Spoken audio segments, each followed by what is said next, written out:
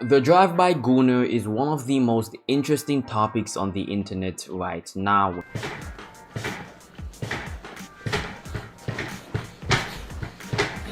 As he is the current face of the meme known as the Goonicide.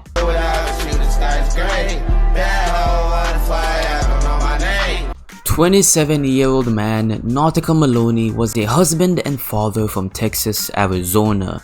He lived with his wife Tori Maloney and their 1-year-old child whose name I will not reveal. While ordering coffee, he was caught naked touching himself. Hi, how are you? Good. Have you been here before? Yeah. Sir, you need to leave. Unacceptable. Unacceptable.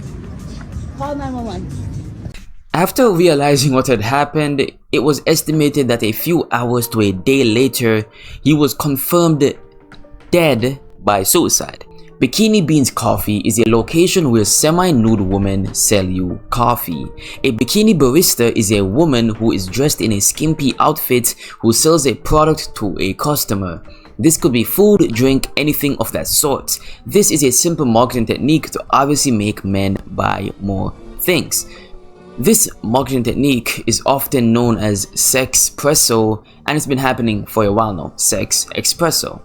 Regardless of how sketchy the business of Sexpresso has been, these events are nothing new. As a matter of fact, Nautica Maloney wasn't the first person to be caught up in controversies like this. In 2020, a sex offender was arrested for trying to masturbate outside the drive-thru of a Hot Beans Espresso.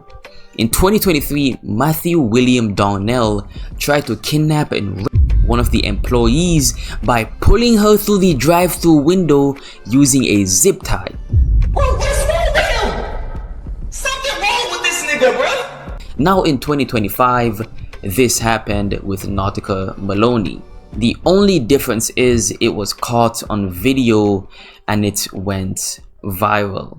It is stated by multiple eyewitnesses and employees that drive-by gooners are a regular occurrence. That's why she caught Maloney in 4K. That's why she got the footage, because she was already recording before he even pulled up, as she was suspecting that today she would have to deal with more drive-by gooners. So there is a rise of drive-by gooners, and allow me to explain why this is even happening in the first place. It sounds silly, just freaked out ass niggas doing freaky shit, but this is nothing new. As a matter of fact, it's nothing to even laugh about, despite how silly it sounds. Stuff like this has always been happening. It only blew up recently because the porn-addicted internet tried to draw a line between drive-by gooning and pornography, and the post blew up on Twitter, creating an entire thread. However, the truth of the matter is, there is no direct correlation, as there's no public evidence of anything pornographic linking to why he would show such behavior, or why these drive-by gooners show such behavior. Correct me if I'm wrong, however, this seems like a far more serious mental health issue that everyone is kind of ignoring. Public nudity and public masturbation is usually a sign of mania. If it's not mania, then usually it is always linked to a specific disorder, a disorder that happens when you recurrently publicly masturbate. And while you can still be charged about just, oh my gosh, niggas being freaky, or just niggas being freaky or weird, that also links to mental problems. You know, society has kind of normalized people having these extremely insane kinks as being normal, but this stuff has a toll on someone's mental health. It is not healthy, especially in this context where to get this sexual gratification, to get this pleasure, they're committing a crime. Exhibitionism is a distinctive mental disorder, a persistent pattern of behavior where an individual gains sexual gratification by exposing their genitals to unsuspecting strangers.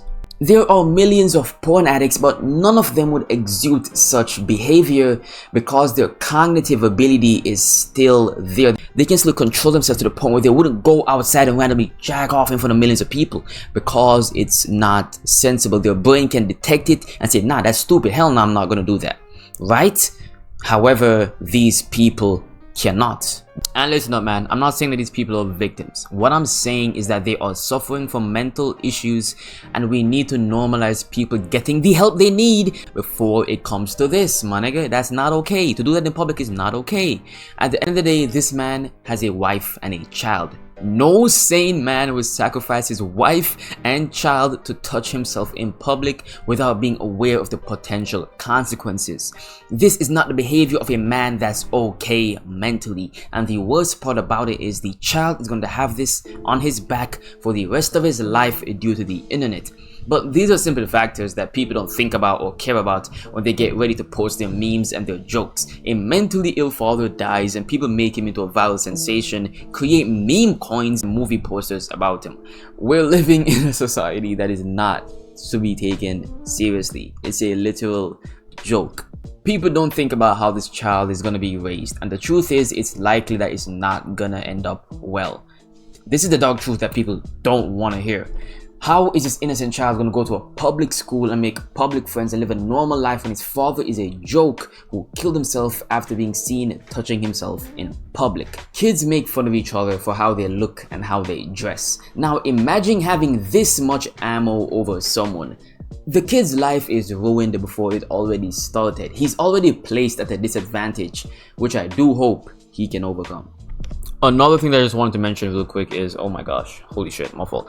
Another thing I wanted to say is, like, you can tell the guy, quote unquote, had his life together. You know, he had a kid, had a beautiful wife, 27 years old. The dude clearly had money. You could see his car, right? The dude had everything together on the outside.